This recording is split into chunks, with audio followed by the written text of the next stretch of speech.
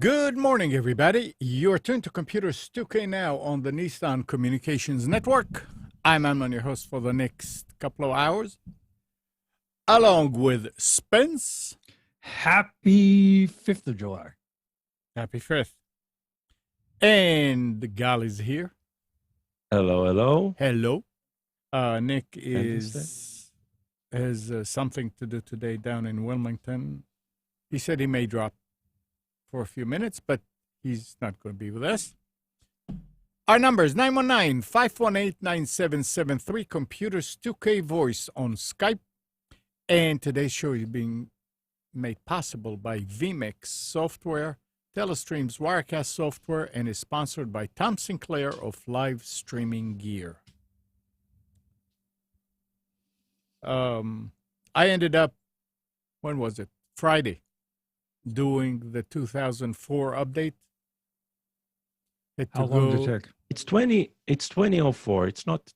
Well, 2004. What did I say? No, everybody says 2004. It's not 2004. Yeah. It's 2004. Yeah. Two double aught. I had to go and download the installer, whatever, and sort of like force it. Yeah, because it happens when it's not on new hardware. New hardware, you get the option to just upgrade from Windows Update. Mm-hmm. But if it's not new hardware, then you need to go ahead and download the installer yourself. Yeah. I noticed that as well. I did it on 3 different PCs. Mm-hmm. 2 had no issue, but on the older one, I had to do it. How manually. old? 7 years. No, this one is a i7 8700. Yeah, Like that. i7, which generation? Yeah. Right? Okay. And it's probably more about the chipset than the CPU itself, right? Well, everything went okay. It took, I don't know how long it took because I started it. Just takes long, yeah. I started in the evening and left it, and the next morning it was done. I've done it on three machines so far. The sound didn't work. What sound? The sound. I have to. Yeah, that's a common issue. The drivers get blown away. It was completely. Yeah. I mean, it changed. I didn't want to mess up, guys. Me and audio, so I got in touch with. It was. I mean, the mixer was everything. The problem was in vMix, which that's the only thing I use it for. But so I called Nick, and yesterday he called back. He said, "Let's fix it," and it changed the names of the inputs. It completely changed the names, and we're saying, "Why did it? What's going on here? Why are we surprised?" I mean, seriously, what is the deal about changing the name? It used to say input Hangouts, Hangouts input. And suddenly it's not even there. There is USB 1 and 2, but the names are gone. So he tried and figured out which was which and renamed it. I wouldn't have known to do that. I don't even think in these terms. Changing these things. Now I have to go and change all the profiles in vMix for all the other shows. All that for a few new features. I mean, well, at least it's that you probably won't use. It's done. Oh, well. That's the important thing. It's done. I did it on this machine that I'm on now, and it was the fastest. It probably took 45 minutes. I did it on my work machine, which is the i3. That took close to 2 hours. And I did it on the Lenovo i5 laptop, and that took about an hour. I know it took a long time to download because I came here about 2.5 hours after I started it, and it was a 68%. I put it on a flash drive. I downloaded the entire installer and I put it on the flash drive. No, I just went. Yeah. I followed the instructions and it downloaded a 6 meg file, and you run it, and that's it. And I left it alone. Yeah, I copied it. It was like 4.5 gigabytes. Oh. The image, the installer image. It's good. But it's still downloaded updates. So yeah, I haven't done it on Pam's little laptop yet, the Dell, because I'm afraid it's going to blow something up. So I'll do it eventually, but yeah, I'm glad I need to do it attended, because if there's going to be one that's going to give me problems, it's going to be that one. So I'm hoping there are no more surprises. Surprise. So yeah, that was this weekend. Let's see. I mean, do you guys have anything right off the bat? Did you hear about? Did you hear about? We YouTube? went through switching Pam over to a new iPhone. Yeah. Got the 12. The new $399 phone. Oh. It's actually a nice phone. The only thing you don't get with it is the multi-lens camera and face recognition and some of the high-end features which you wouldn't use anyway. So it's got the same aluminum case. It's the same as an iPhone 7 or an iPhone 8 standard. And it's great. It's got the newest processor. She got the 32 gig version, because she was using a 16 gig phone before that. So she's not going to overwhelm 32. Well, that's good. Yeah. Because according to analyst Ming-Chi Kuo, iPhone 12 models will not include earpods or a power adapter in the box. Yeah, cost-saving method. They figure everybody's got several in the drawer, right? They say that Apple will instead release a new 20-watt power adapter as an optional accessory for iPhones. How much? They don't say how much. Probably $70-$80, with them. Oh, at least. Oh, yeah. But, I mean, you sell a phone and you don't sell a charger with it. This is a cost-saving method. It's like when they started selling on a $1,000 phone. Yeah, come on. Yeah, it's crazy.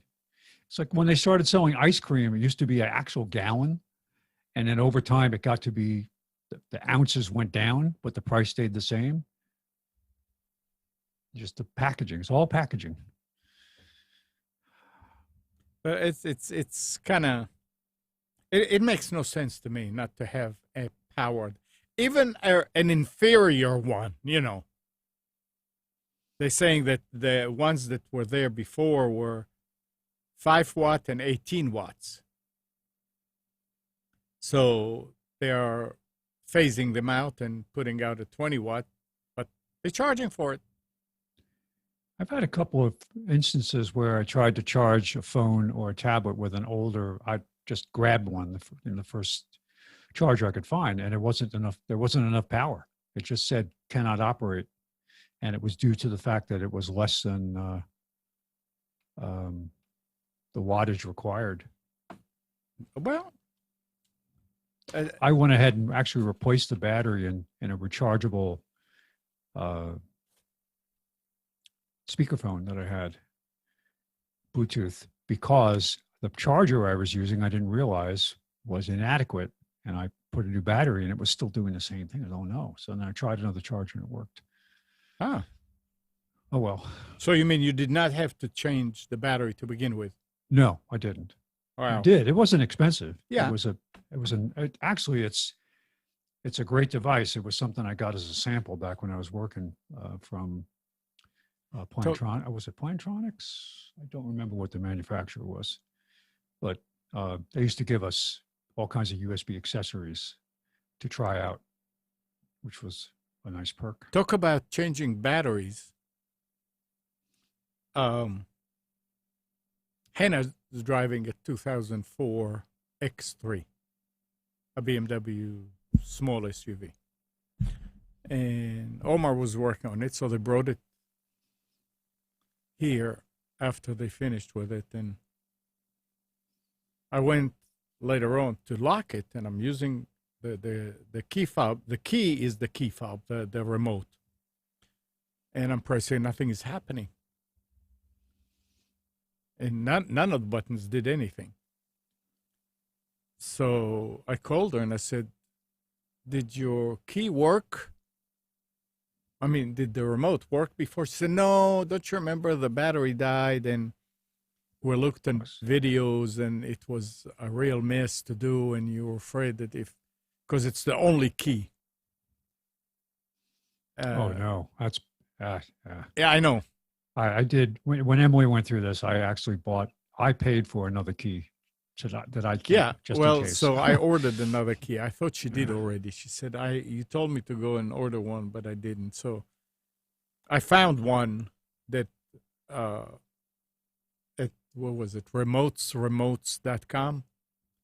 And I talked to somebody and they asked me questions because there are different ones, and found one that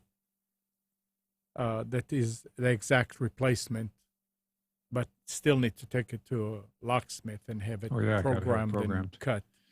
But oh, go ahead.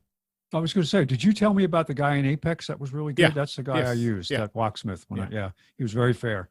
To open the key, the two halves, they glued it.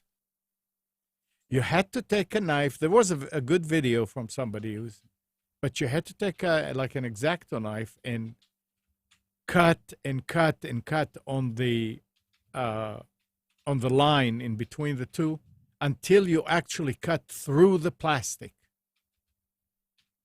So now you need to be careful not to hurt the board that's inside, the PC board.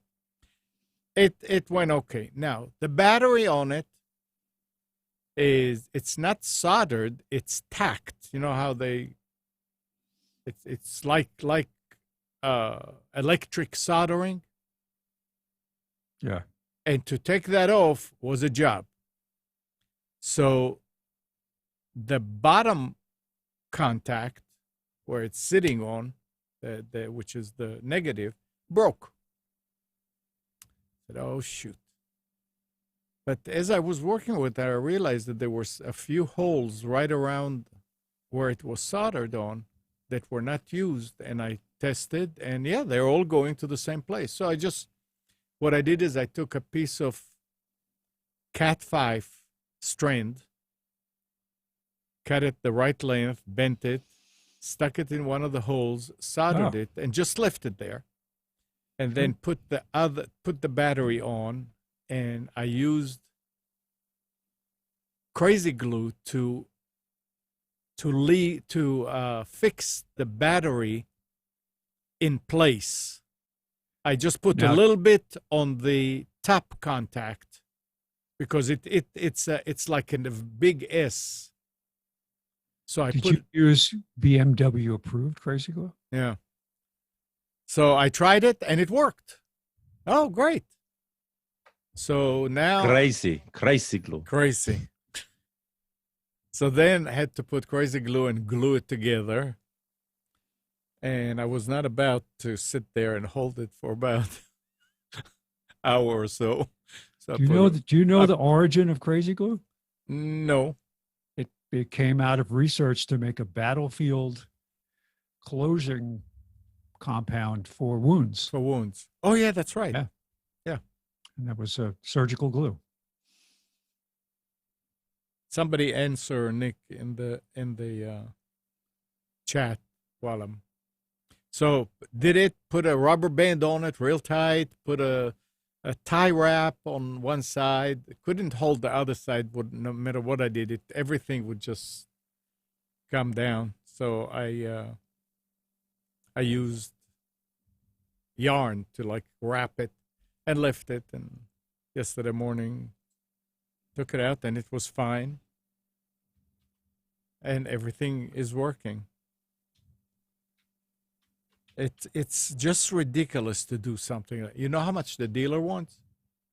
$300. 210. Come on. Because the battery died? You don't want people to get in and change the battery? What in the world? All right. When I years ago, when Emily first got her Honda, there was a remote, but it was from a key with the key broken off. Yeah. So I bought an aftermarket key with the remote housing. Right. And I took it to Honda. We won't cut that. Why? It's inferior metal. We can't put it in our machine. Oh, give me a break. They wouldn't do it. And there was, at the time, there was no locksmith local that could cut the keys. This was a long time ago. Now they can cut them. Yeah, it's a racket. But you could buy that $30 USB programmer from made in China. No, you can't program any car. Yeah, no. As far I was talking to Omar about it. He said no, none of these things work.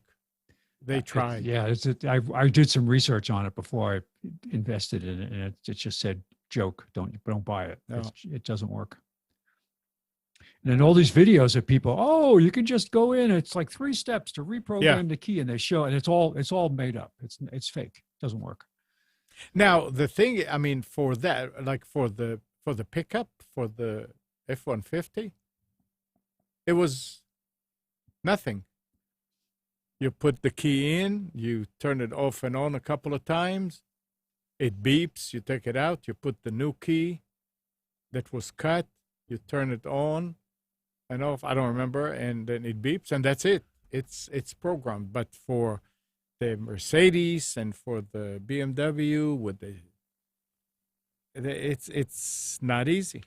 It's not easy. So anyway, that was interesting to solder on that little bitty board, and but it's okay and it's working. Yep. Does it got wood to knock on here? Let's see. Let's find some wood. It's working. Yeah. Yep. I sometimes I don't say when I fix something and it works, so I don't really like to talk about it because it's like I'm tempting fate. Yeah. It's not fun. So Tuesday, Microsoft published 2 out-of-band security updates to patch 2 vulnerabilities in the Microsoft Windows Codex library. Tracked as those numbers, the 2 bugs only impact Windows 10 and Windows Server 2019 distributions. Microsoft said the 2 security flaws can be exploited with the help of a specially crafted image file. If the malformed images are opened inside apps that utilize the built-in Windows Codex library to handle multimedia content, then attackers could be allowed to run malicious code on a Windows computer and potentially take over the device. The 2 bugs described as 2 remote code execution vulnerabilities received patches Wednesday. Customers do not need to take any action to receive the update. So if you saw another update coming in, that was it. That's bad. But that's Microsoft, right?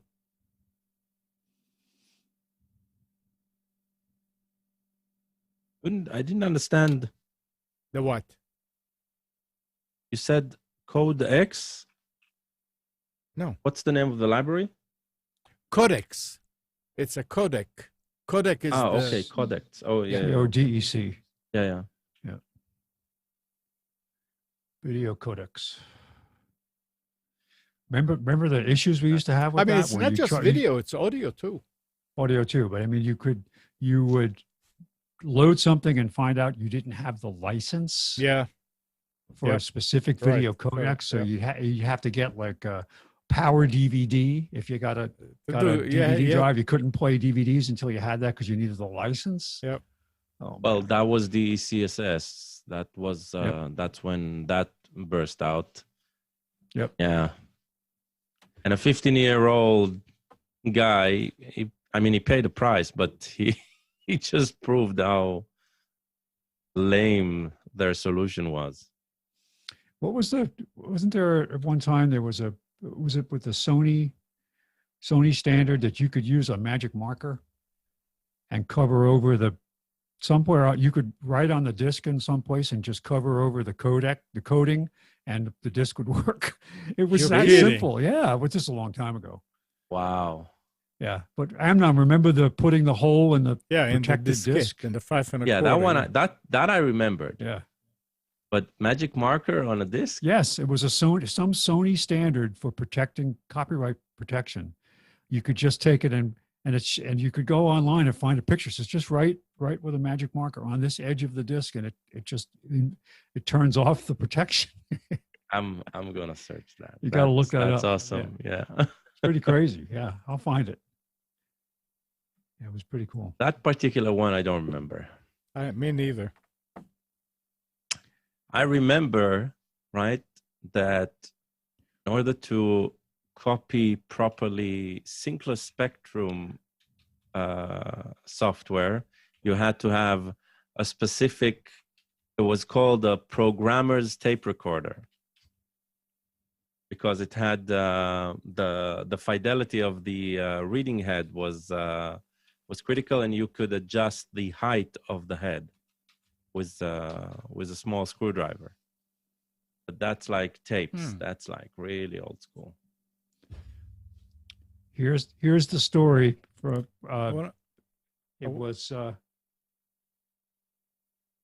copy protected CDs could be, and I can't really see it that well. It's a Slashdot story from, oh gosh, how long ago? That's interesting to be. I mean, you put a dot on a CD, and you're covering 100 tracks. It's not like you can put a dot just on inside one track. I wonder how they did that.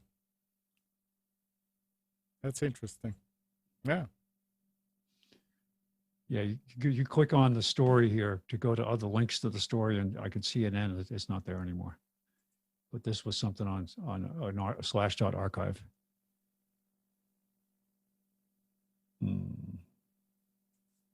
So I got a question. If you buy and I know you use these, Amnon, and I think you also do, Gal. If you did an HDMI capture device, it's the HDMI in to USB. What if you take HDMI in from a cable box? Obviously, there's copy protection and other things Right. built So in. depends on the box, but so first of all, there are boxes to strip the copy protection from it, right? But the recorders themselves, they need the input to come in. I don't remember, there is a HDCI, something HDCP, something like that. HDCP, but that's what it strips. That's the protection. So if HDCP is on, the capture device usually doesn't work. Spence, didn't you get the same hub switch HDMI one that Nick told me to get? The one with the four ports. That strips it. That one strips it.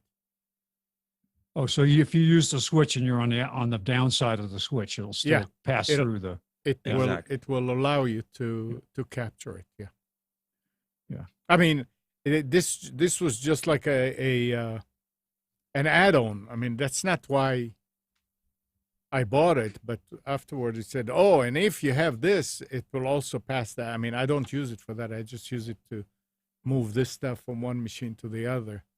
So, but it was interesting to know that it's doing that. Yeah. And Who's got YouTube TV?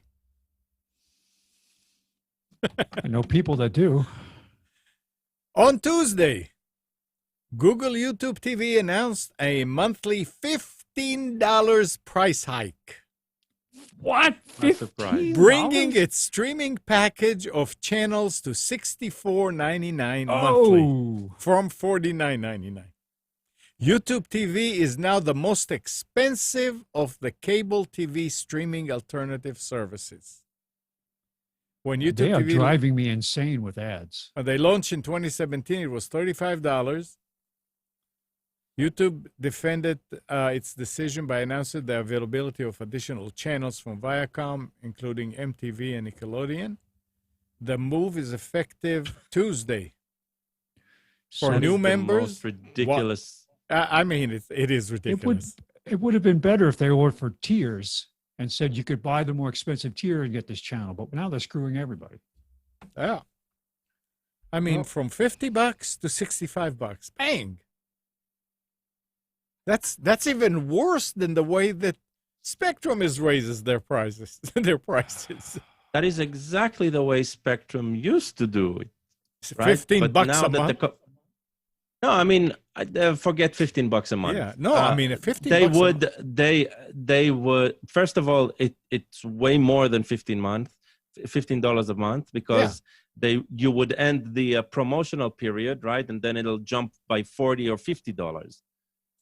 So, but what I'm saying is nobody seems to learn from this. It's like everybody is repeating the same mistake. It's like the result here is going to be absolutely clear, right? Oh, yeah. A huge drop in subscribers. So what's the point?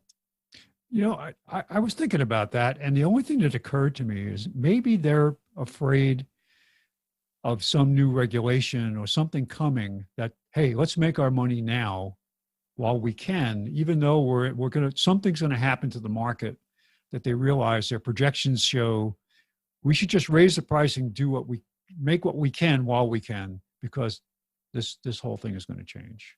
I don't know. I mean, business planners I'm with you. don't I'm always just make saying- sense. I'm with you. I'm just saying something like YouTube TV should have been the game changer instead just of the mimic. That's Yeah. the thing. That's what I don't get. Every time I look at I sharpen the pencil and I look at what I'm paying for Spectrum and I look at the kind of stuff I'd have to pay for to get what I want. It's like it just isn't compelling. It's no enough. different. It's Yeah. no different. I agree. And it's actually more reliable to have it in the single box in the way it is now. It's so much easier to find what you want than it would be to say, well, we want to watch this tonight. Oh, what streaming service is that on? I have to configure the TV and go through. We watch a lot of YouTube and Amazon. We do a lot of series now, Yeah. Mhm. especially with being home. And so we've learned how to quickly get there, but I have an HDMI switch. Because the TV doesn't have enough ports, but I Yeah, have but it's not like 4 sitting. devices hooked up to the TV. It's not like sitting in front of a box with a remote and just going through channels. You have to. No, and if you want to record something, I mean, you can't beat cable. Yeah. It's just too easy. Plus, the streaming works really well too. So anyway, on demand. So, yeah. Although this morning I'm sitting in my office, I'm working on the specials, and I have my television on at my desk, and I have just a tuner that's not a DVR, and suddenly it says your subscription is invalid. Call to reinstate service. It's like, what? And channels were going away like one at a time. I was on the science channel, and suddenly this pops up on the science channel. So I changed the channel. It was still working. And then the box just bricked. did you And scan? I powered it off and back on again. It came back. But it was one of those things, Oh. call this number to reinstate your service. And what happened? Malware. That's Trying to it. hack it. Stop trying to hack it. Yeah, that's Oh, it. I got a question. Something I've never experienced before. I got in the mail this week a letter from Nielsen Ratings. Okay. That's their name, right? Yeah, Nielsen. Yeah. Yeah.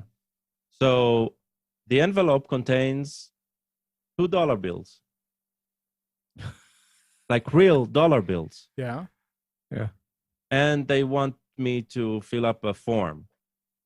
Yeah. And first of all, has anybody had that? It's like that the I- way they work? years The only ago. way I've never participated in a Nielsen survey, but I have in Arbitron, which is radio ratings. I where they get you remember. to fill out a logbook. I in the old remember days. we got that years ago, and yeah, it's if it helps them, it's fine. They paid you.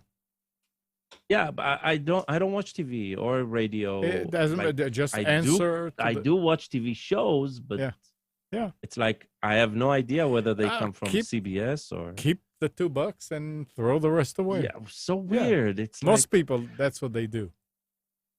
It's fine. and here's what amazed me even more. So the envelope on the backside had like a window, a clear window that shows that there's money inside. Oh, gee, you kidding? Yeah, so now I'm thinking this would never work in Israel. Right? That's number one. The only one who will get the money will be the mailman. Not even the mailman. I'm thinking, let's say I trust the mailman completely, okay? Let's say that's the case. My neighbor would definitely grab it from the mailbox. We don't know how many postal carriers retired on their Nielsen benefit. Oh. Yeah, it's like So, this is a trust in the system that I've never seen before. Yeah. It was so bizarre. did you ever look at the history of Nielsen and how they used to have a special box that you put on the television that somehow would detect what channel you were watching, and they put it in your house. And the problem was that people would do this thing. Well, I like this show, even though I'm not home to watch it. I'm going to leave the TV on that channel, so that show gets a vote from me. Yeah, but So they paid really- you more than $2. Oh, they did. Yeah. Yeah. Oh, it was a big deal. And before that, it was literally a paper log Yeah, that you kept. you would write down which Yeah. shows you're watching when. They Yeah, had the Nielsen family, and they broke it down into demographics. What's the kid going to watch? What's the mother going to watch? What's the father going to watch? yep. Yeah, and now Netflix they don't need them. They No. know exactly what's going on. Oh yeah. Yeah. See, that's what I would think. Services like YouTube TV, for example, Mhm. where and I wonder if cable is the same way today, because the boxes are IP based. They're talking with home all the time, Mhm. right? Can't they get their ratings that way, or it's illegal? There's a legal boundary that they are not allowed to pass. I don't know. It's like How do they detect what you're watching, and how do they? I'm sure they have. I'm sure there are like you ways, said, and they're capturing it. yeah. The real question is, are they allowed to do it? Because I as don't far know. as I know, they are, right? but maybe they're doing it anyway. Yeah, that's all. It's fine. I'm that close now. I mean, hey, look, that close. How close? That close. I couldn't see that. Wait a minute. Oh, let's see. That close? Yeah, No, actually, it's this close. He's waiting for me. yeah. It's fine. It's fine, and actually, it's really nice because Kathy's getting used to it too. I see her. I mean, the only time she's using the TV is to watch news, and I said, "Why are you wasting your time?" But other than that, it's always Netflix or Well, news is a form of entertainment. yeah. You need to Oh yeah, remember it that. is. Absolutely, it is. Yeah, but you have to approach it It- with that attitude. Exactly. And to be honest, there's better entertainment out there. Yeah. Oh yeah. It's a form of entertainment. Electronic and proprietary metering technology is at the heart of the Nielsen audience measurement system. In addition to capturing what channels viewers are watching on each television set in the home, our meters can identify who is watching and when, including time-shifted viewing, watching a recorded program up to 7 days after the original broadcast. That's recent stuff? This is recent. This is on the Nielsen webpage. Wow. So whether that means it's built into the box or I don't think it's a separate thing. It's possible. How could they tell who's watching? That's interesting. That's the implant they put in your head. Oh. That's the little RFID chip they put in your wrist, so you got to wave it over the TV when you watch it. That's the problem. Interesting. Oh, well. Wonder how close are we to that reality where every individual is identified via electronics? Well, there are people who willingly do it. There are people you can volunteer and get for certain technologies. I mean, there are campuses, college campuses, where in labs and stuff, people have put the chip in so they know where they are all the time. It's a matter of breaking down the resistance to it. I think the technology is there. There's one thing that always bothers me with, especially with sci-fi, is, remember Minority Report? Oh yeah, yeah, right. Fantastic vision of how everything moves forward in a certain direction, but the image is always flawed because I call it too perfect. Everything is using this single system. That never happens in reality. I mean, even here in the States with voting machines, I remember, right? They're like a slew of voting machines manufacturers and standards, and even there and that's something that the government ordered, right? It's like there's no single standard. I mean, even today, right? We can't even decide of whether everybody will use iMessage, right? Is not a universal system. It's not everybody uses not this, and so it's like they always somehow get it wrong, right? This image of warning is never going to be controlled by a single entity, and so that's my real question: is whether we are ever going to get close to that, to a reality like that. Well, in incremental ways, we have. I mean, Wait, look at phones now. That I was reading an article about how there's technology that the military has, and now it's being used by federal law enforcement, where they can go to a riot and they can detect everybody's phone, and then they can assign. They have people actually there watching, and so they can say, okay, what is it, EISN? IMEI, I think. Yeah, whatever the unique identifiers for the phone, they now map that to an individual. They take pictures of them, even though they got masks on, they can take a picture and they can identify, and they eventually will track them in a database. And so that's how they can control. For example, like the story I was reading was about Seattle and how when the mayor finally agreed to let them go in and clean up the autonomous zone, they found no weapons because the weapons had already been cleared out. There were pictures of people carrying AK-47s and other things in there over the weeks before. And when they went in, it was basically peaceful. Yeah, there were people who were, screaming and yelling and getting arrested, but there were no weapons. They said because they tracked those people, they figured out who had them. They said, okay, track that person. He's got this. And they found him, and they came in before and they cleaned him out. Did you see that There's video? No way the mayor would have agreed to do that if it wasn't assured that there'd be no violence. There was no gun violence. Did you see the video from Seattle with the car plowing? Oh yeah. Jeez. And I look at that and I'm like, some people say, well, it's late at night, they didn't see it, they just were going through. And other people say, well, they had to go through a barrier to get to there.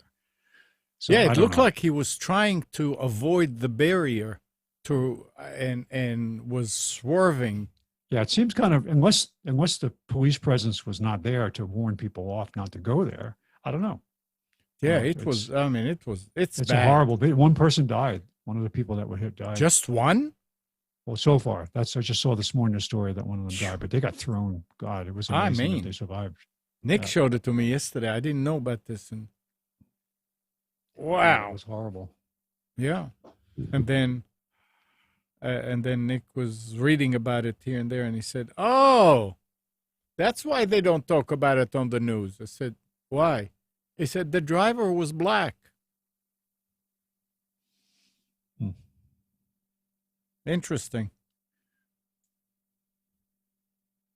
Huh. All right. Do you remember the days of Norton Utilities? I mean, you could go Oh, yeah. you could go in and undelete a file because it has an exclamation.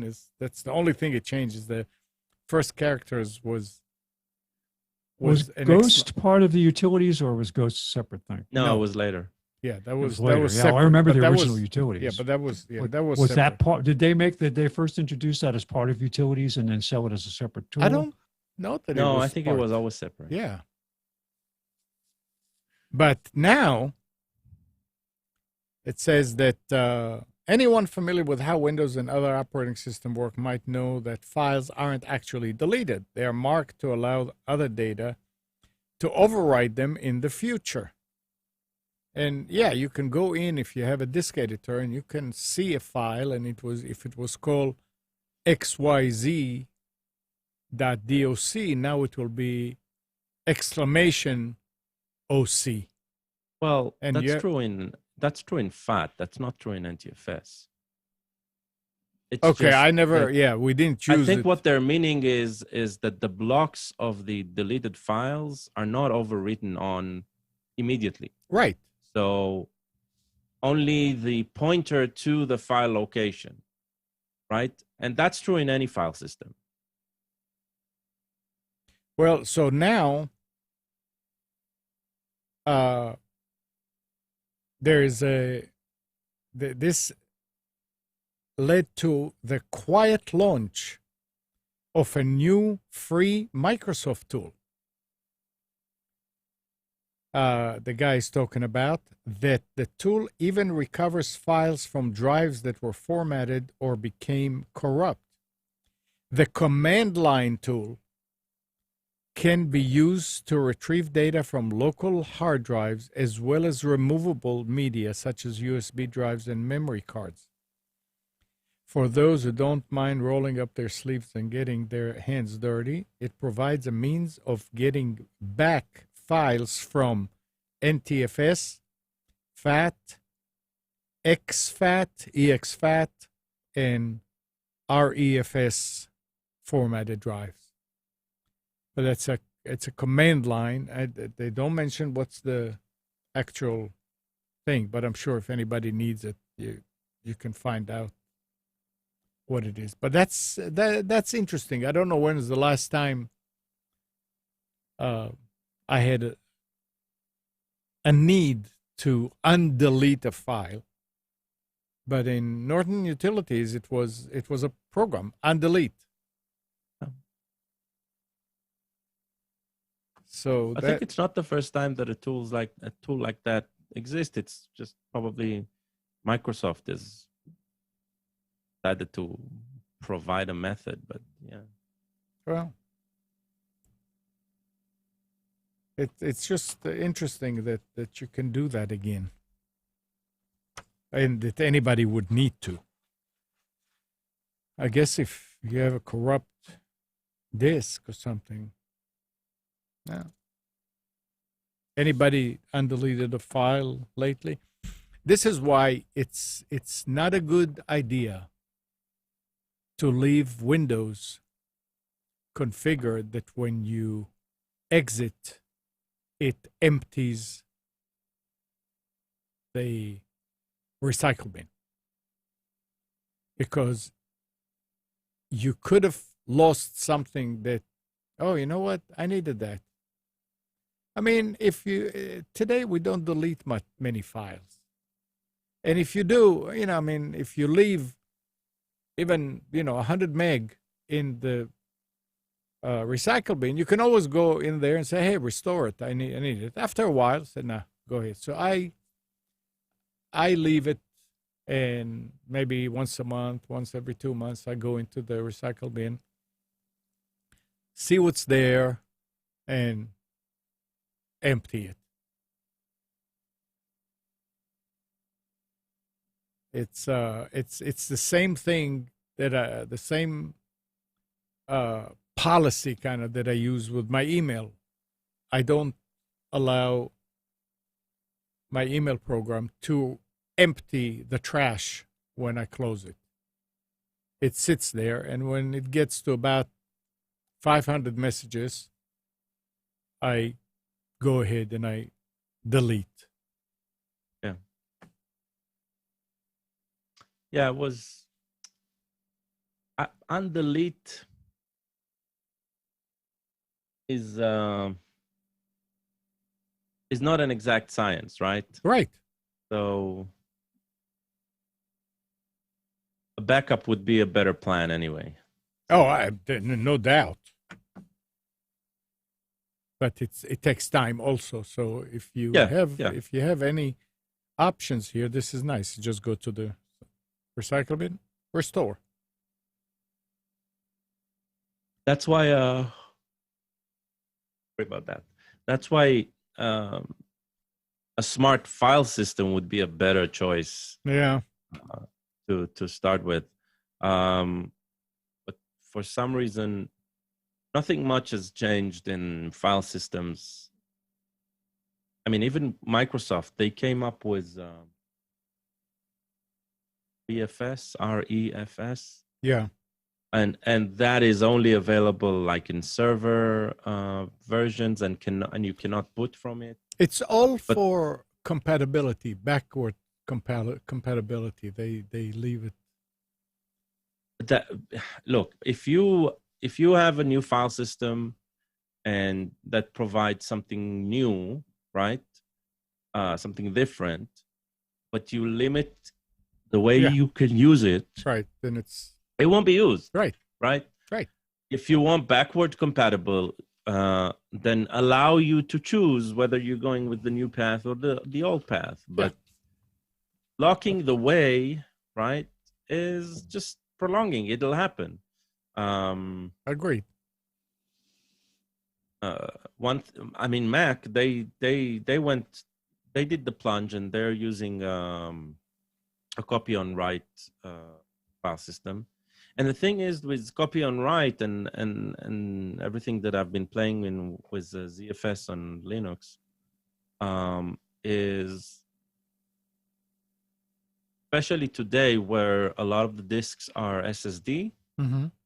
Copy on write should be the only choice to go with, because SSD has a limited lifespan per block. And copy on write, you are actually making sure that the blocks are being written to uniformly, and so because every time there's a change, you write to a new block, and so only once you're done with all the blocks, you're going to start reusing the old blocks. And so when it comes to SSD, it makes a lot more sense than the file systems we have today, whether they be very simple and inefficient like FAT, or complex and highly efficient NTFS, but they kill the drives, the solid state based drives, a lot faster. So it's just a matter of time where Windows will start having that baked into the OS in such a way. Hopefully. From it, no. But the fact that we're seeing these advancements for years now in other systems, major one and the one that basically rules the world right now, it's bad. On the desktop, I mean, right?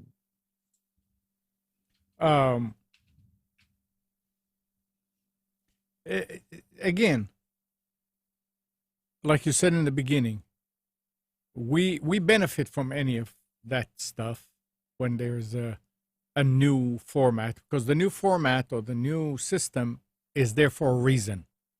Yeah. And to hold it back just because of backwards compatibility, I guess you have to worry about programs being able to write. I don't know. I'm not a programmer, so I don't know. I wonder if you change a different file system, if the old program cannot write to it anymore. I thought the system, the program talks to the system. The system says, "Hey, write it over there." So it doesn't matter if it's almost like you having a translator in line. But yeah, without getting too deep into it, you want to have the new stuff so you can take advantage of new options, because those new options are there to make your life easier, to make the thing faster, to make it easier to recover, whatever. But the problem, if it's by Microsoft, you can expect problems.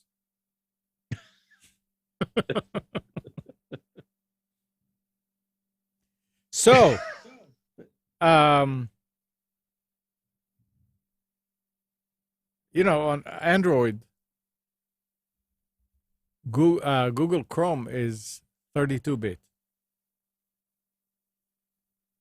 They just released a 64-bit for Android. They have a 64. I think actually Google Chrome on Windows has been 64 for a while. Yeah, Google Chrome for Windows. Oh yeah. Okay. This is the for Android. one? They said that the first 64-bit architecture was Android 5.0. So that's some time ago. So they released a new Chrome. Anybody switch over to Edge Chromium? Yeah, I did not. I've been using. I switched on all three machines. I let it do the import, and so far everything works. It's Chrome. It's Chrome. Well, I realize, but it's yeah. I'm pleased with it. As an OS default browser, it is finally a reason not to download any other browser. Yes. Right. Oh, But still, just remove Edge icons. But still, from you the need desktop. to download even this default browser. That's so annoying. Well, yeah, that's the thing about. I mean, there's an article here that I was reading that Microsoft is actually pushing.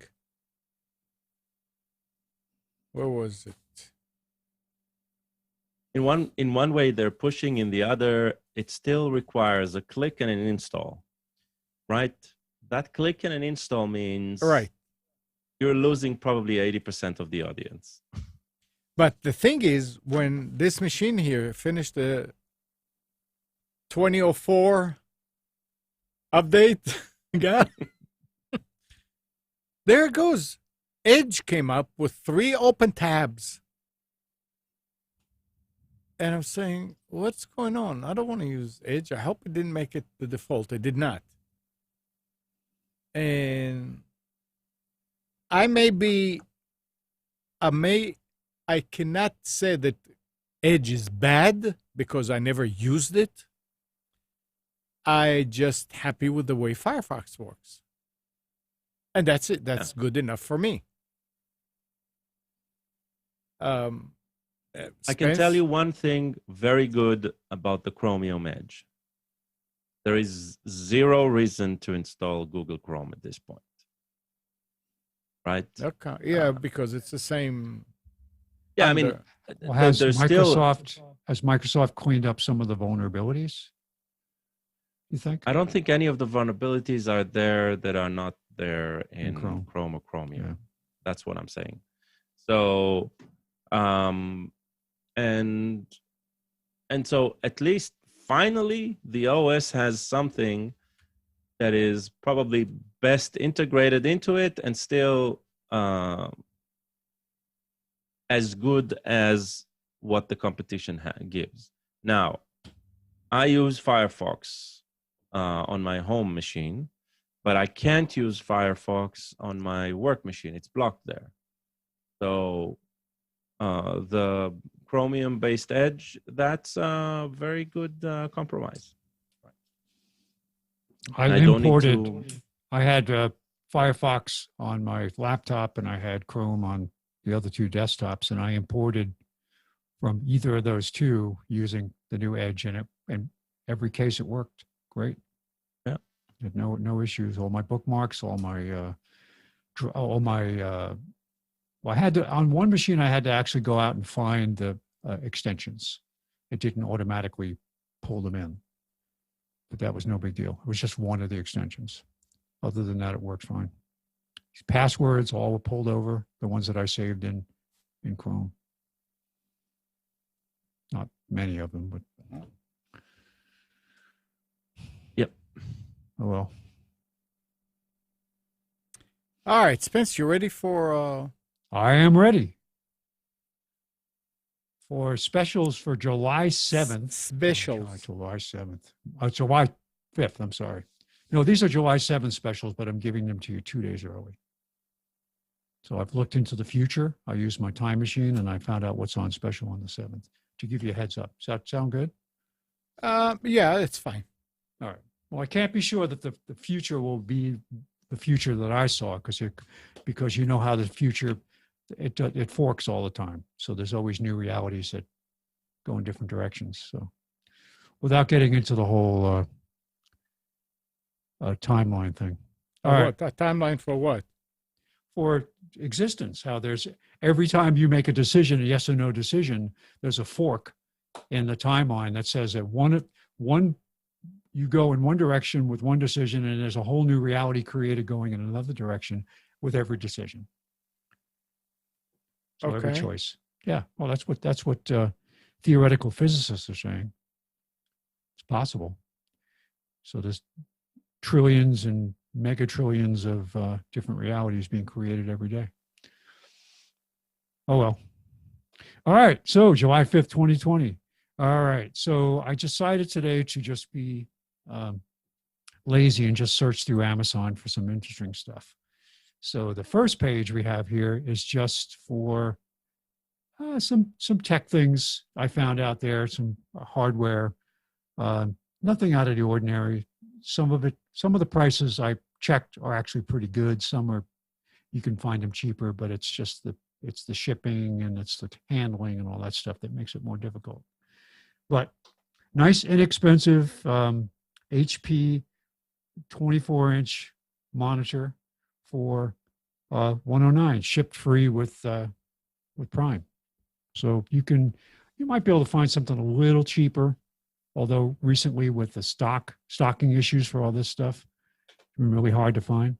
What's nice about this particular one, this comes with HDMI and VGA, so it's backwardly compatible with older machines, is the on-screen menu for doing your two displays side by side. It's some new tools they put in that are actually pretty slick if you're going to use these wide screens for basically two views. It just helps you organize the screen a little better. This is 109.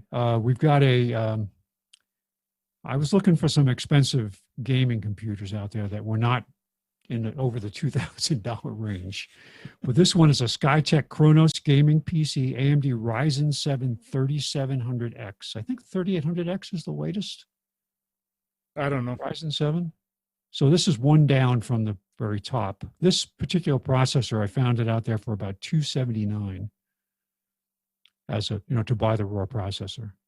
NVIDIA RTX 2070, 8 gig graphics card, 16 gig of memory, 1 terabyte SSD, an 8450 motherboard, 650 watt power supply for $1499.99.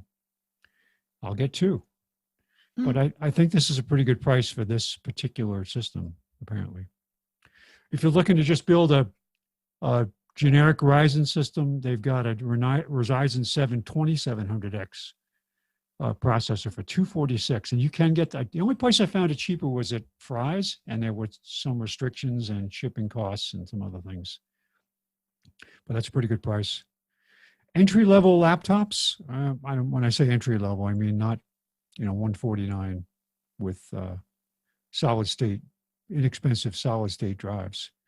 But Acer Aspire 15-inch AMD Ryzen 3, 4 gig, 128 gigs SSD for $349. Not bad. So the prices are coming down. Supplies are building up again after the great clean out from the lockdown. Prices on webcams have not recovered very good yet. The supply is better, and there's a lot of knockoff stuff out there you can get for from $29 to $49. I don't know how well they work. I've never tried some of these really cheap cameras. But the Logitech 922X Pro Stream high-end camera, $154.94 on Amazon. Too much. Yeah, too much, but still, it's not a bad price for this. This is the high-end camera.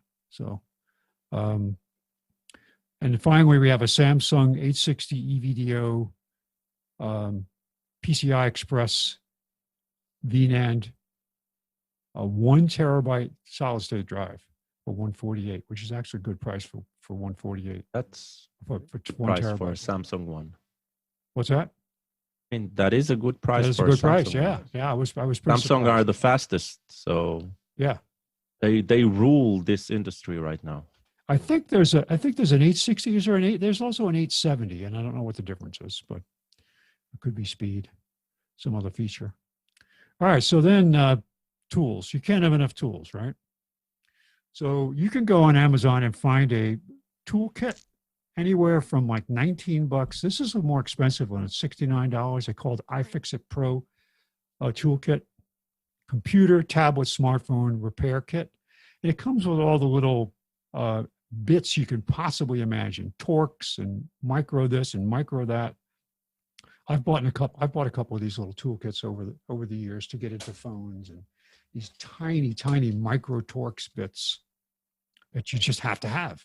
So, but this is a great. It's a good seller. It's got very popular. The ratings are very good. This has just about everything you would need to service PCs, tablets, smartphones, so on.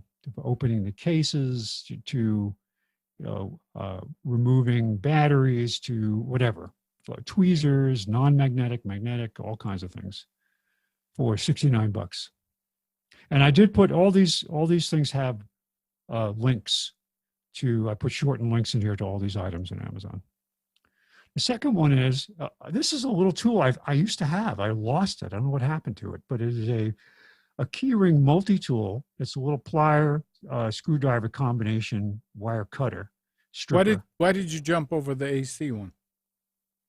Oh, I'm sorry. I didn't mean to. I'll go back to it in a second. Let me finish on the keep going. But this for $11, this is a handy little tool that when you close it, the two little edges with the screwdriver blades actually turn in, and it locks your key ring. You put it in the jaws of the pliers, and when you turn it, it locks it down so it can't come off. And I carried this for years, and then I think I lost it on a trip where it got confiscated by security. I don't remember how I lost it, but I lost it. But I had it for years. Great, $11.68. And the reason I was interested in this air conditioning diagnostic manifold set was because I had a customer visit with a friend who's a property manager, and he asked me, could I stop by his house? He bought a big tank of R410A on eBay, which is supposed to be licensed to get this stuff, right? And he says, could you top off my system at my home air conditioner? I said, well, I don't have the gauges for it. He said, no, I got the gauges. I bought the whole thing. He just doesn't know how to use it. I was like, oh. But this was interesting because this works. It says Freon. Freon, the term, don't use it. It make sure you use the correct term. R134A, R410A, R22. Each one of these takes a different type of adapter to connect to the system, high and low side. But this is for $74. This is an amazing set because it supports R134A cars, R410A home, and R22 home, and commercial refrigeration systems. So I have a 134A set and I have an R12 set. I don't have anything for 410. But very, very handy. And air conditioning is not a giant mystery. I don't know if you want to work on your house system. I have worked on mine, but car systems, I wouldn't even hesitate to go in and charge and look for leaks and stuff. It's just the technology hasn't changed that much. Yes, the controls have, but the actual system and the way it works and the components of the system haven't changed. So for 174, a really nice system. It comes with all the hoses, comes with the gauges and all the adapters. Okay, if you're looking for an OBD scanner, there's a lot of cheap ones out there. Be careful. Some are adequate, some are terrible. There's kinds that have a built-in display. Those are the handiest, and you can get it in the $30, $40 range. But I personally like the Blue Driver. There's a lot of mimics out there for this. It's a Bluetooth connected device where you plug it into the OBD port. It's powered by the vehicle, and you connect with your smartphone. What I like about Blue Driver is they have excellent diagnostics. They have different modes you can use. I think it's mode 6 is the one that gives you real-time diagnostics. But you can go in and look at codes, which is useful. You can turn off the check engine light, but you can also run codes. I used my Blue Driver to diagnose a catalytic converter issue in a car. Didn't know if it was actually the catalytic or something else was going on. It could be an oxygen sensor. And even though it's not throwing codes, you can still look at the diagnostic data. And the Blue Driver actually let me look at the input and output of the oxygen sensor, the real-time data for what it was measuring as I drove the vehicle that let me determine whether the catalytic was bad. So I'm very impressed. I have this. I've got it for years. They've had multiple firmware updates, multiple software updates for the app, and it's a great product. It's worth the $99. I got a question about OBD. Mm-hmm. Yes. Does it report mileage? The mileage of your car? It can, yeah. Can? I don't know. I never saw mileage. Well, I think you'd have to have an app that would interpret the data that OBD is throwing to it. It works on the mileage stuff is like the car's trip computer and all that calculates mileage. They're using real-time information for pressure. Remember the old mileage gauge, Amnon? It was really just a vacuum gauge. Yeah. Oh, yeah. Oh, you would hook it up and it would say that the harder you wait. press on the accelerator, Wait, the more vacuum. Are you talking about mileage? How many miles per gallon, or how many miles on the vehicle? No, how many miles on the vehicle? The number one, the first piece of information, right, that you track on your car is mileage. You phone up for a service. What's your mileage? Right? You know where you are in your warranty based on your mileage. And I find it bizarre as hell that this interface never shows mileage. Yeah. Anyway, I didn't want to hijack the specials. It's just something that I've noticed. It's a good. I just found, I did a search on it. It says why you shouldn't use OBD2 dongles to verify mileage. So apparently there's a disconnect between what the manufacturer uses, because there's a law that says that that mileage can't be tampered with. Right. Oh, there's ways around it. I want to read No, it. but I'm saying, so there are things in place that don't let you read it accurately from an OBD device because of the issues with people. Now you'd have to change out the circuit board, and even then there are protections to stop you from faking the mileage on a car. So I'm not sure. That's a good question. I've never used it to check the mileage. I've never had an issue because most of the cars I have are out of warranty. So, but good question. I mean, I know that when you do a inspection, they always come inside the car to read the mileage. even though it's hooked to What a is it about high end. new cars now? Pam's had a new Volkswagen in 2018. They have yet to do. They've only done safety inspections on it. They have never hooked up the OBD to it. Why? I don't know. Is it because errors would show up and prevent you from driving the car or would force you to get some service done if it was something that would void the I don't know. emissions? I don't understand. Literally, I took it to get inspected. It was at the dealership. People will have to turn into our car show. Yeah, that's interesting. All right. Anyway, so as a professional handyman, there are several tools that I can recommend. And this next one, this particular brand too, I find excellent. Rockwell, they call it the Sonocrafter. This is the medium quality one. They're all good. They all work good. They're just as you get into the more expensive ones, they have different features like the angle of the cut is adjustable, or the speed is adjustable, or different other reasons why, more powerful, more amperage, and so on. But if you do anything to do with woodworking, repairing, whatever, it doesn't necessarily limit you to wood. But these tools, they call them oscillating tools, take a blade and they vibrate it back and forth, maybe anywhere from 3 to 6 or 7 degrees. And they make excellent cutting tools. Like if you want to do a plunge cut into something without damaging the surrounding area, these are wonderful tools, all kinds of applications. Tomorrow I'm going to do a regrouting of a shower. And I'm going to use this tool with a carbide blade to take out all the old grout. But excellent, $73. This is a good price. You can't get it this cheap at Lowe's, I don't think, even on sale. I have a medium and high-end version of this, plus an old knockoff version before the Rockwell tool came out. I still have it. But excellent, excellent tool. I would highly recommend getting one of these. And finally, the last section, we're going to call this, What's Wrong with These People? So we got some interesting things that are available on Amazon. Fake parking tickets in a 25 pack. What inspired me here, there's a whole, you can go to web pages that have responses of people for parking badly, like things that you can put on people's cars, handwritten notes that it's hysterical. Gal, what were you going to say? I'm going to buy this. Oh, isn't that great? You've been to our Mimuna celebration, yeah, right? The street is packed. Yeah. Yes. So very, very clever. And $3.55 for a pack of 25. I should probably carry these because every so often I run into someone who's just being a moron with the way they park. And then the next one is socks that have a message printed on the bottom. And this one in particular says, if you can read this, bring me some bacon.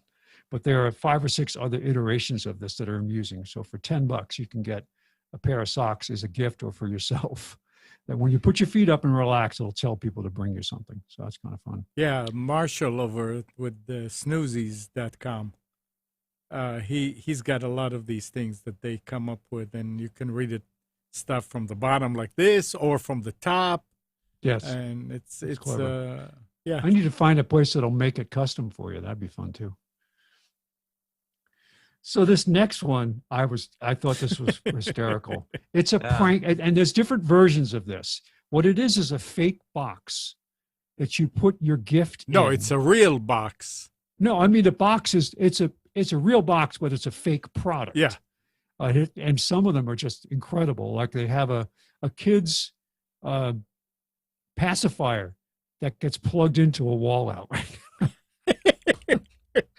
So this is only one of the things that they offer. This is the one my favorite though.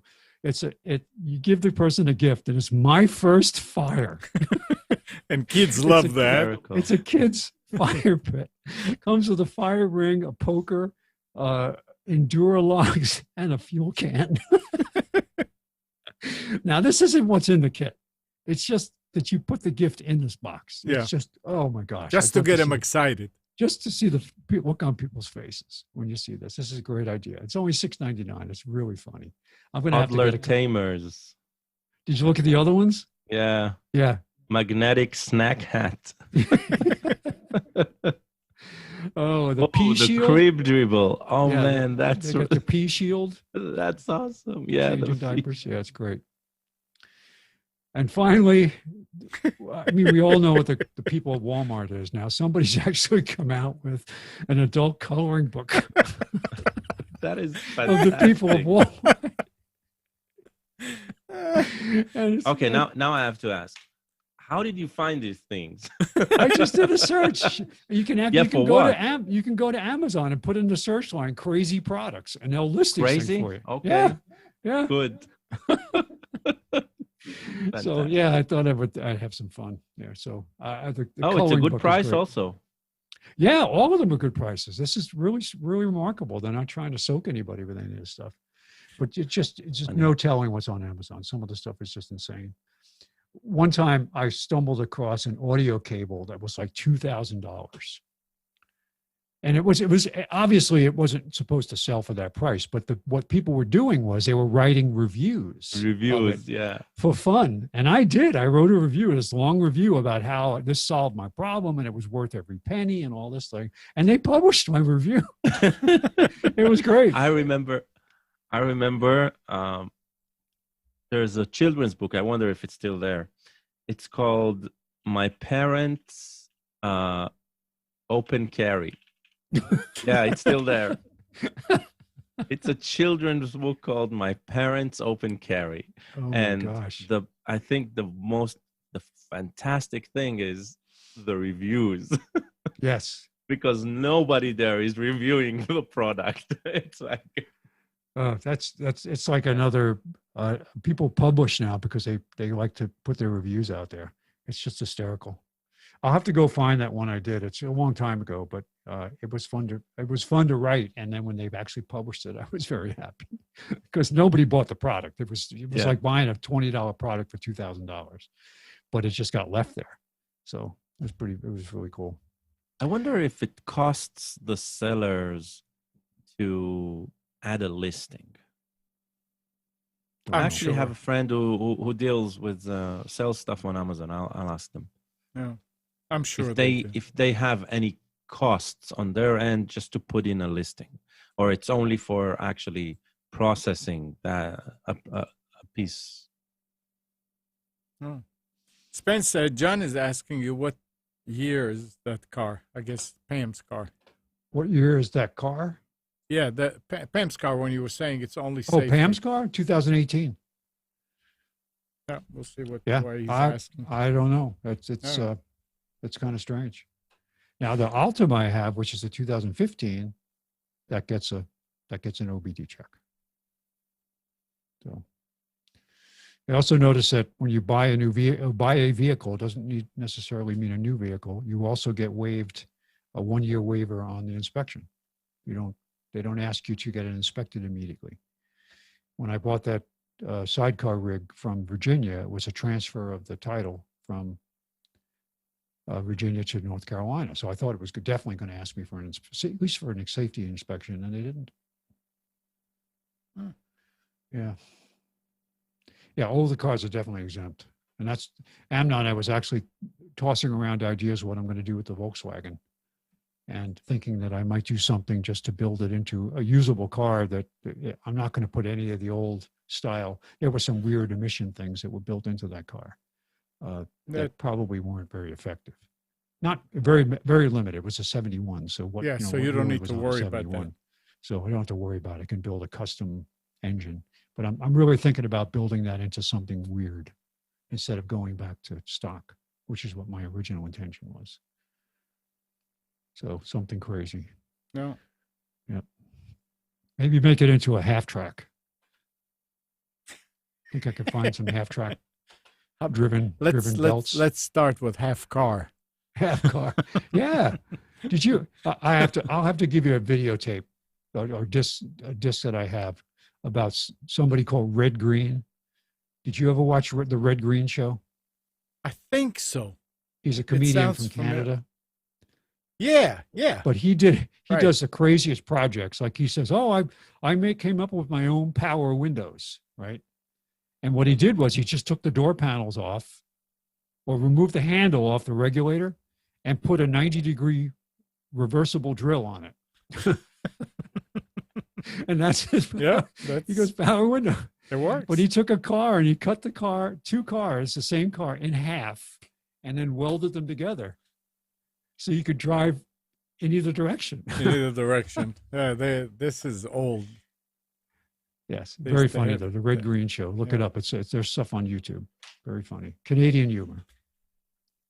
All right. Well, thanks for the special, Spence. Oh, you're welcome.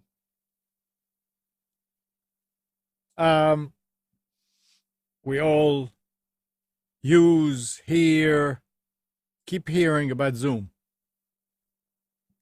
India's Reliance Jio Platforms, which recently concluded a 15.2 billion fundraise run, is ready to enter a new business: video conferencing. On Tuesday evening, the firm, backed by Mukesh Ambani, India's richest man, formally launched JioMeet, its video conference service that looks uncannily like Zoom. And that's JIO Meet. Like Zoom and Google Meet, JioMeet offers unlimited numbers of free calls in high definition, 720p, to users, and supports as many as 100 participants on a call. But interestingly, it's not imposing a short time limit on a call's duration. You know, like with Zoom, if you don't have the license, you're limited to 40 minutes. Well, yet. Still? Right? It's still No, going? I mean, it's launching. I Yeah. see. It's not even available. You go to Yeah. their site and it says coming soon. They say a call can be up to 24 hours long. The service 24 hours. 24 hours. Wow. The service currently has no paid plans, and it's unclear if they will. If Geo Platforms, which has a reputation of giving away services for free for years, they don't know if they'll ever have any charges. But stuff coming out of India is beginning to be a lot of privacy concerns too, I hear. So we're just going to have to wait and see what the powers to be say about it. I mean, if we're already giving all our information to China, why not India? Yeah, well,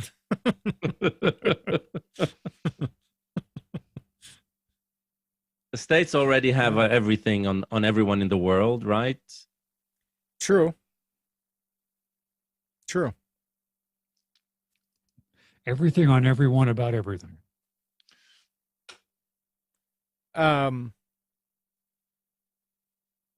Years ago, comments that we got: oh, Mac doesn't need any antivirus, Mac doesn't need Mac is safe, Apple computers are safe.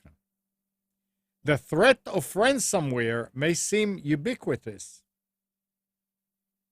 but there haven't been too many strains tailored specifically to infect Apple's Mac computers since the first full-fledged Mac ransomware surfaced only 4 years ago. So when Dinesh Devados, a malware researcher at the firm K7 Lab, published finding on Tuesday about a new example of Mac ransomware, that fact alone was significant. It turns out, though, that the malware, which researchers are now calling ThiefQuest, gets more interesting from there. In addition to ransomware, ThiefQuest has a whole other set of spyware capabilities that allows it to exfiltrate files from an infected computer, search the system for password and cryptocurrency wallet data, and run a robust keylogger to grab passwords, credit, and credit card numbers, or any other financial information as a user types in. The spyware components also lurks persistently as a backdoor on infected devices, meaning it sticks around even after a computer reboots. And Does it also operate when the computer's turned off? It could be used as a launchpad for additional or second stage attacks. Given that ransomware is so rare on Macs to begin with, this 1-2 punch is especially noteworthy. I don't know what people can do about this, though. I'm wondering if the limited, quote unquote, antivirus, anti-ransom, whatever, for Macs will take care of it. So just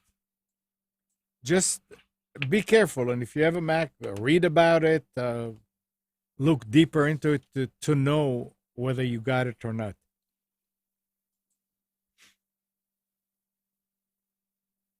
And a hacker group going by the name of Cloud Security, spelled weird, is breaking into old Lenovo EMC, formerly iOmega, network-attached storage devices, wiping files and leaving ransom notes behind, asking owners to pay between $200 and $275 to get their data. Are they breaking into the really old iOmega discs? No, I mean, come on. Remember the click of death? I still have one of those NAS, the EMC. I don't use it because it became so freaking complicated to use it. And the updates, you could never figure out how to run them. You know, an external hard drive is just as good. But it's interesting that they go after them. They are very vulnerable. They were not produced for a long time. I believe it was $69 for the case, for the shell, and you put 2 hard drives in it. But it was so complicated that thank God I never needed to restore anything from it. So if you have one of them and you're still using them, be careful. What was that called? The original drive that they had, the iOmega drive. What was the brand or the product name? I can't remember. One of the very first. You mean the 100 megabyte? I think so. It was a pretty large format disk. You clicked it into a caddy. Zip drive. Zip drive, that's it. Yeah. Do you remember how they had at one time a 1.2 meg floppy, but it was in the smaller format? I had one of those. It was a no, I can't remember the name of it, but it was 1.2 instead of being, no, actually it was 144. 144 was a regular disk, right? Yeah, double density disk. Right. That's 1.4. This was more than that, and I don't remember what the it was a special drive. It would backwardly compatible with 720s and 144s, but it also it might have been 2 meg. I don't remember. No, but it was a proprietary disk. But it was still a magnetic floppy material, but it was higher. It was very confusing. You just couldn't. It was good for doing stuff local. Obviously, you couldn't take it out. It seems like I remember something. It looked like a 1.44, but you couldn't use it in a. There was something. Okay, never mind. You can get an iOmega zip drive parallel port for $129 on Amazon. Wow. Parallel port. Wow. They actually have the 250 meg USB for $279. Jeez. You're getting one? Is that what you're doing? You're ordering? Oh, yeah. I'm going to upgrade my new storage system to those. Yeah. Wonderful. Zip drives used to work on parallel ports, right? Yeah, parallel ports. How weird. Yeah. They worked. They do. For a while. They saved a lot And of they time. worked until they didn't. Yeah. They worked until they didn't. And Remember, then you after lost they your came mind when out, it didn't work. They also you had internal ones. Yeah, exactly. After they came out with the external drives, they started making internal ones for servers. Yeah. That was a bizarre occurrence, right? Because it was a completely proprietary format. I don't think anybody other than them could produce the discs, right? I don't remember. Zip drive. I still have a drive and a bunch of discs in my lower drawer of the filing cabinet, the old backups and stuff. Need to get rid of it. Started in 100 megabytes. Huh?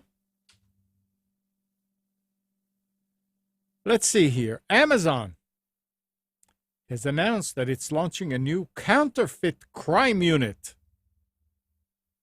CCU, as the latest effort by the online retailer to fight counterfeit products on its website. The new team is said to be made out of former federal prosecutors, experienced investigators, and data analysts who will work to proactively go on the offensive against counterfeiters instead of just reacting by trying to identify and block bad listings. According to Amazon, the new counterfeit crime unit will make it easier for the company to file civil lawsuits, aid brands in their own investigations, and work with law enforcement officials in fighting counterfeits. I guess they have a lot of counterfeit. It's just amazing. I mean, it's almost scary to buy stuff, no-name stuff on Amazon. But they're not talking about no name, right? If I understand correctly, they're talking about somebody posting and I don't know. Counterfeit, the same name. Samsung headset, right? Yeah. But it's not not. Samsung. Yeah. Yeah. Weird that they are only addressing it now. I know, that's the thing. Something must have really, really happened there. Wonder what? Huh?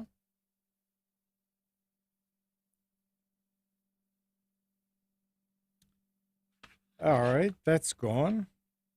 Now, Spence, Guile, you going down to the convenience store to buy some cryptocurrency? I'm going to get Bitcoin? some pork rinds. Bitcoin ATM operator Liberty X now offers Bitcoin purchases at the United States' most popular convenience and drug stores. Per PR Newswire released on June 22nd, the company has finished rolling out a buying option which will be available in 20,000 retail locations around the U.S., including major convenience stores and pharmacies chains such as 7-Eleven, CVS Pharmacy, and Rite Aid. Don't most people have this funny thing called a smartphone? I don't know. So these I are for people remember that want to seeing- buy Bitcoin for cash. They just feed dollars into the machine. I mean, what I find really strange about the concept is, what do you get in return? You get what? A wallet address like this? You know how a wallet address looks? An Bitcoin? IOU, It's an like- IOU. Yeah, it's like this long string of characters. I don't know. It's bizarre. I agree. It is bizarre. It says the But service. I do remember seeing these ATMs like years ago, maybe 2-3 years ago in Chapel Hill. Really? In one of the convenience stores. Yeah. There's a Mediterranean deli there, center of Chapel Hills, Franklin Street there. Yeah, that's And right, because they so- said that they started in 2014. Yeah. Yeah. And I remember I took out cash from the ATM, but I noticed it had the option of doing Bitcoins, and I was said, that's interesting. I think the idea of the ATM is actually the opposite. Is you have a Bitcoin wallet or something, and you can probably cash out from it actual cash for Bitcoins. So it probably has the ability also of Of exchanging. putting in, but I think the idea is cashing out from a Bitcoin account. And that would make a lot of sense in a way if you hold your money in Bitcoin. They're saying that it will give Liberty X users the option to purchase Bitcoin with cash at any of the participating retailers. Interesting. That is interesting because it means a completely anonymized transaction. Yeah, no banks. From cash to Bitcoin. Yeah. So right? it can't be completely anonymous because how do you claim possession of it? All you need is an address, right? Oh, I realize, but yeah. If you have a hard copy of the address and the seed or whatever, it's very long probably to type it in. But if that allows you to take cash, which is not tied to any account, right? And get even a fictitious online account, it doesn't really matter. The process of passing the money is completely anonymized because you're starting with cash. That's the thing. Interesting. Why can't I just take pictures of my cash and buy it with my computer at home? No, that's where we're going to, right? And as a way of voiding the value of the cash after I take a picture of it, it's like, all right. Okay. If you show on video you're shredding it, then it believes you.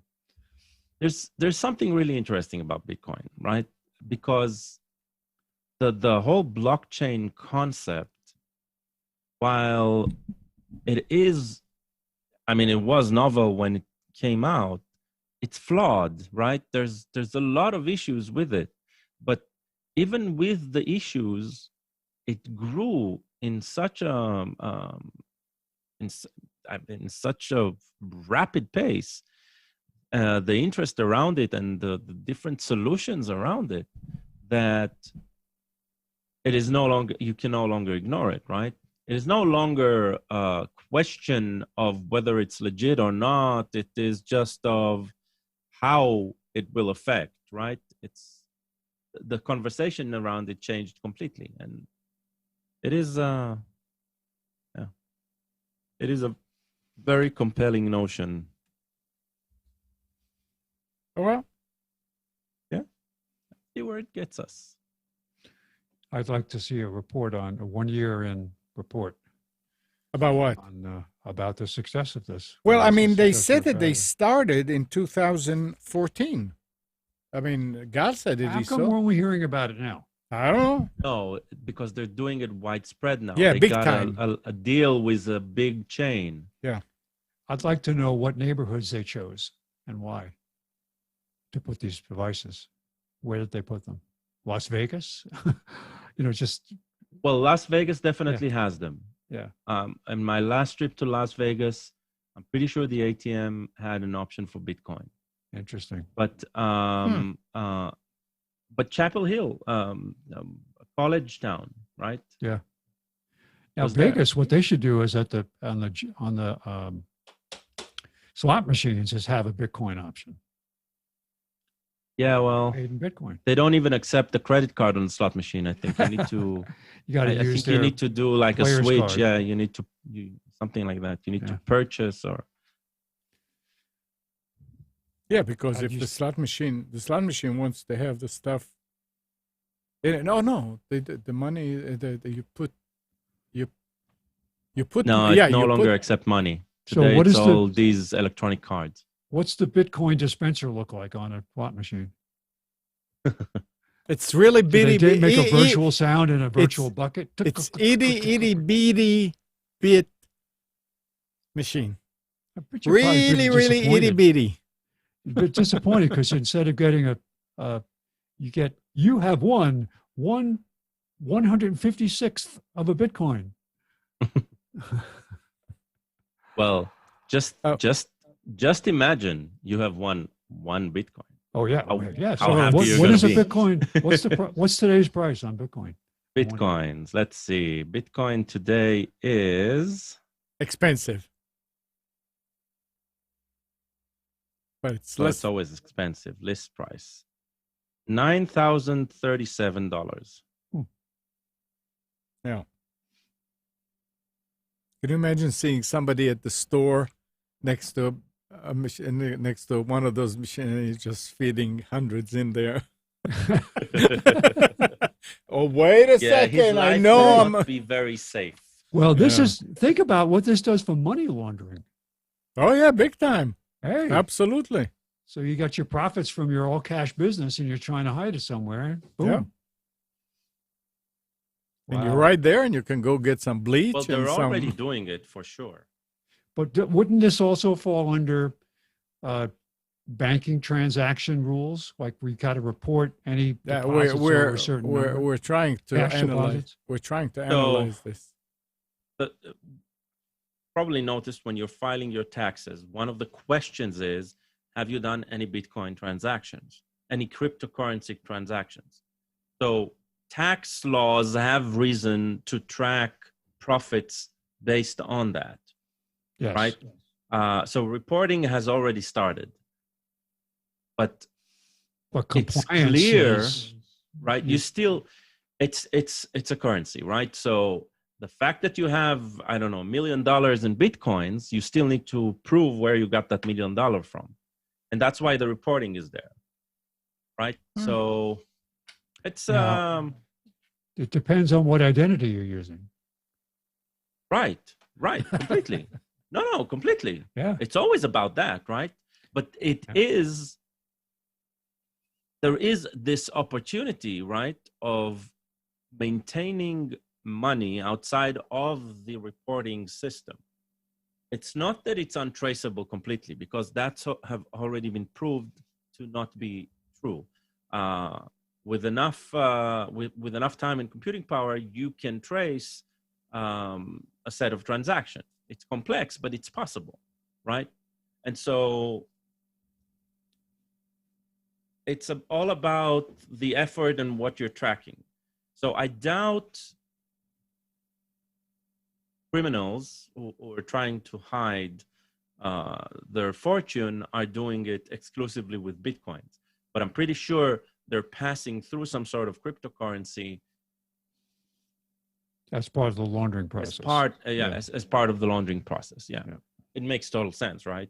I mean, Silk Road didn't come out of thin air, right?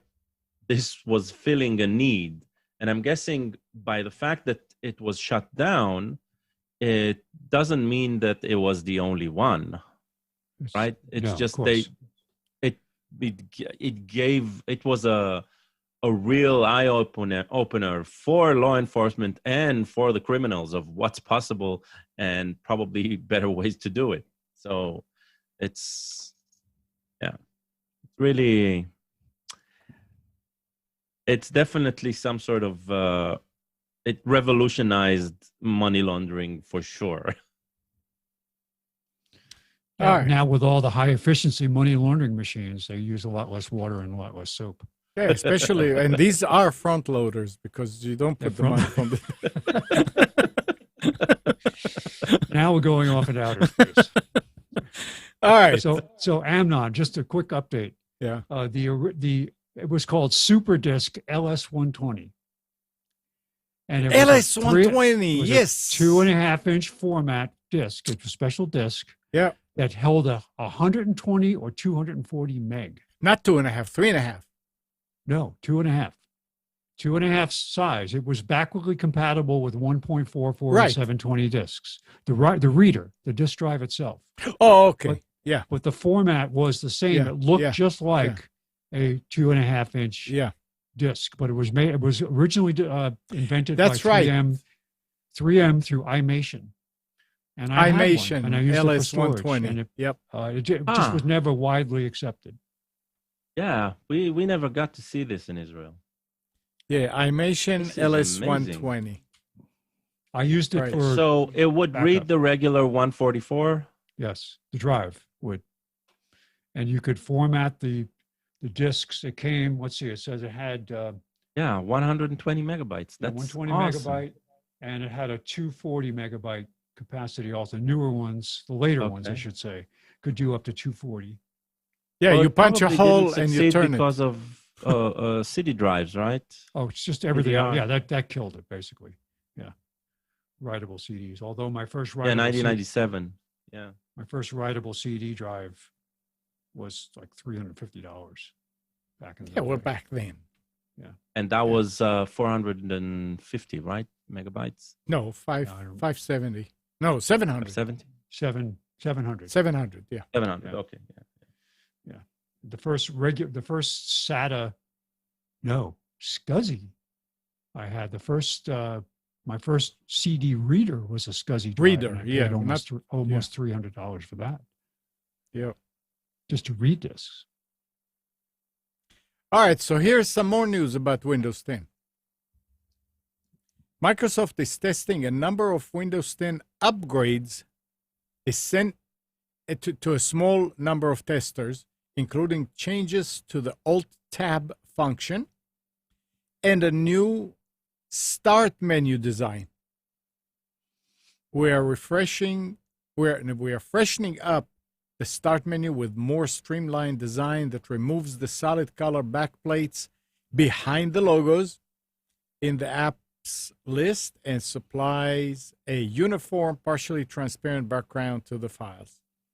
It's just eye candy. Eye candy. Eye candy. And I was talking about this with Nick, and he found a video somewhere, and it actually shows that it just goes from kind of dark to a little bit less dark.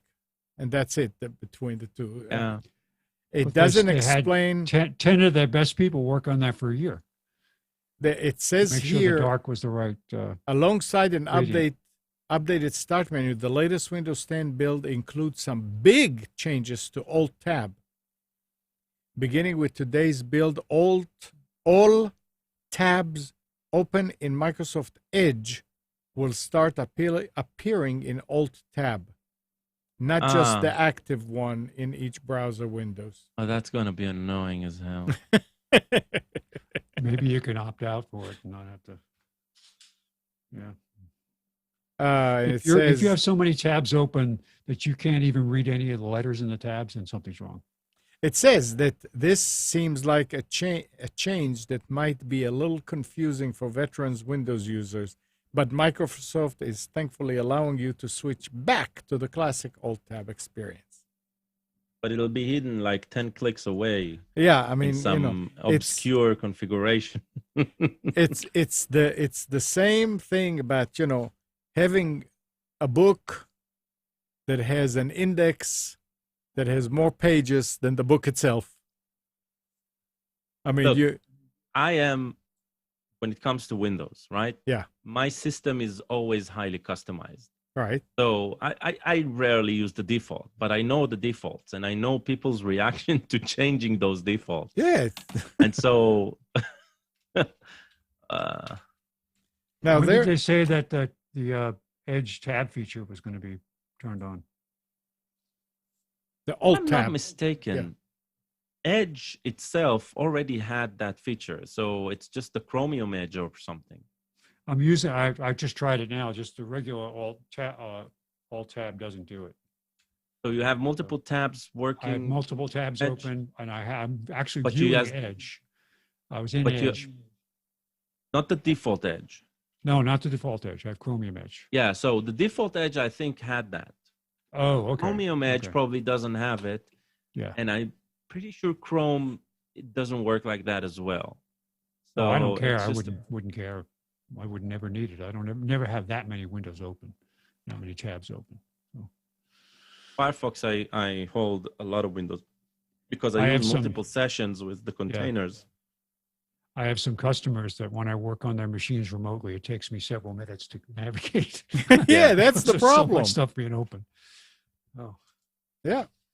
Especially it took a lot of time to me to train my wife to understand that all the tabs she's leaving open, it's up RAM. Absolutely. And I taught her how to look at the RAM state. And when the RAM is almost full, she now knows that it's time not only to close tabs, but also restart the browser, because the computer just becomes sluggish. Yep.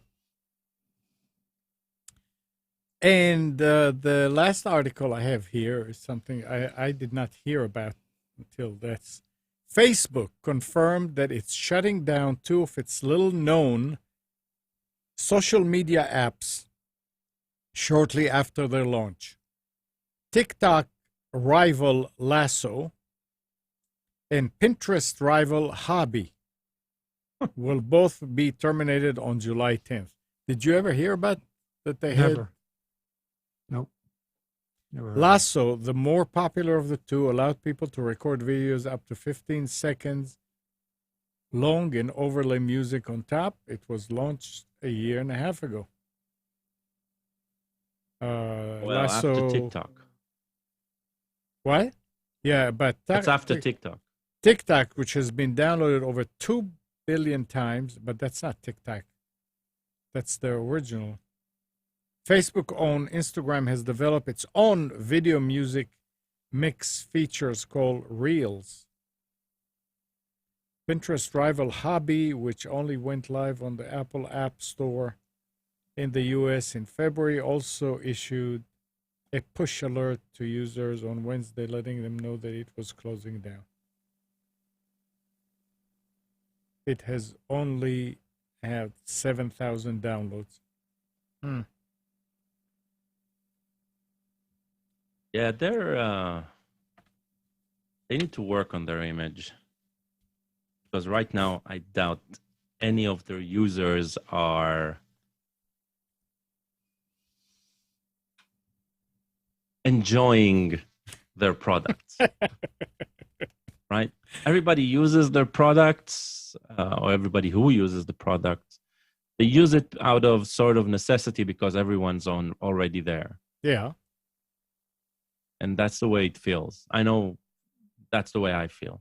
I log in only if I really, really, really need to contact someone who I can only use Facebook to contact. And I do it very rarely. Right. It's like when you need something with torques. Actually, then you go and you find the tool to do it with you, but you normally don't have to do that. Yeah. It's a tool. This is actually a great segue to an experience I had last week. So I have an Oculus headset, VR headset, and one of has these social features where you can sit in an audience with other VR participants, right, and interact with them. The problem was, I didn't want to hook up my Oculus to my Facebook. I don't want to log into my personal Facebook, which has all my history attached to it and everything.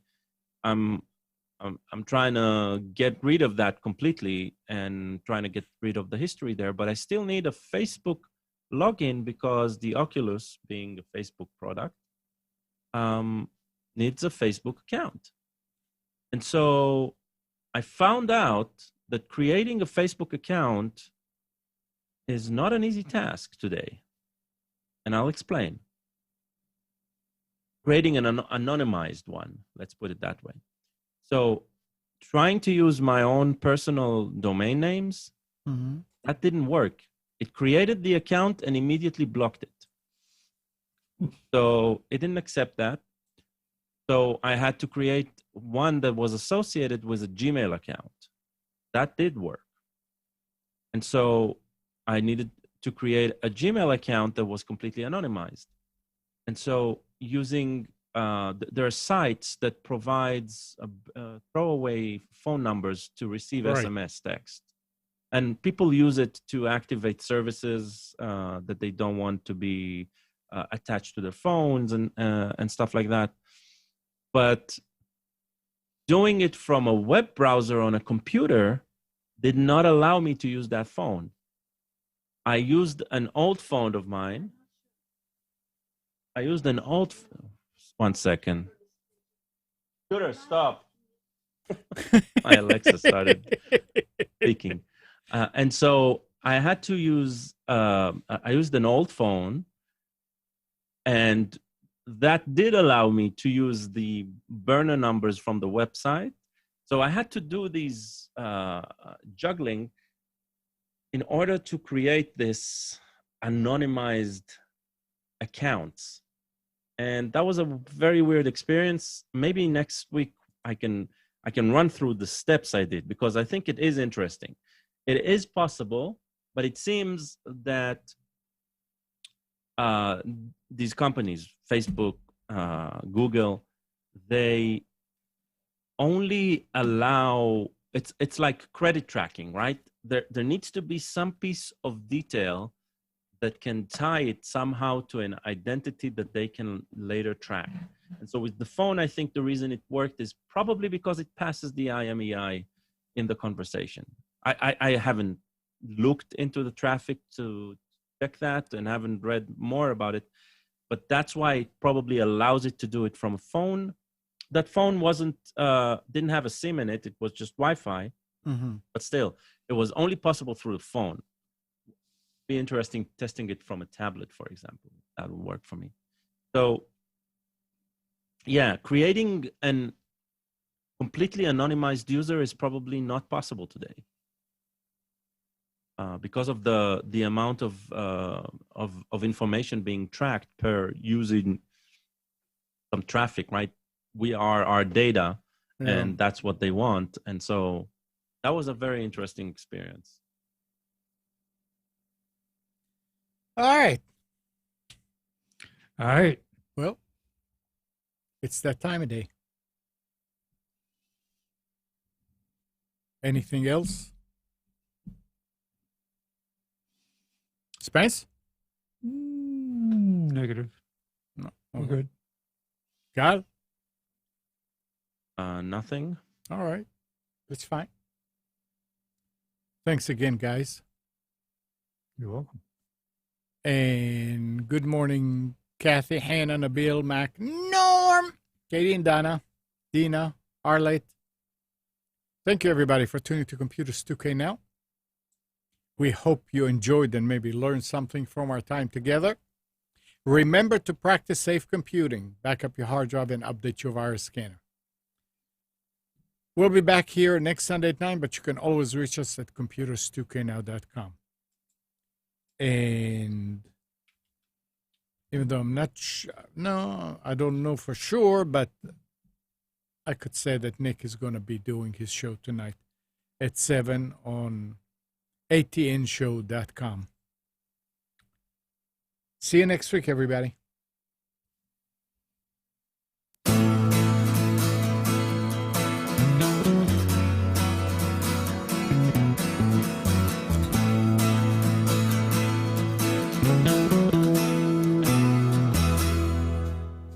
You are tuned to the Nissan Communications Network. If you tuned in too late, you can always watch each program in its entirety or download an MP3 audio file of it in the archives section at nissancommunications.com. Don't forget to subscribe to our YouTube channel, follow us on Twitter, and like us on Facebook. Sponsored by Telestream's Wirecast software, StreamingGear.com, Carolina Apparel, and DeltaForce.net.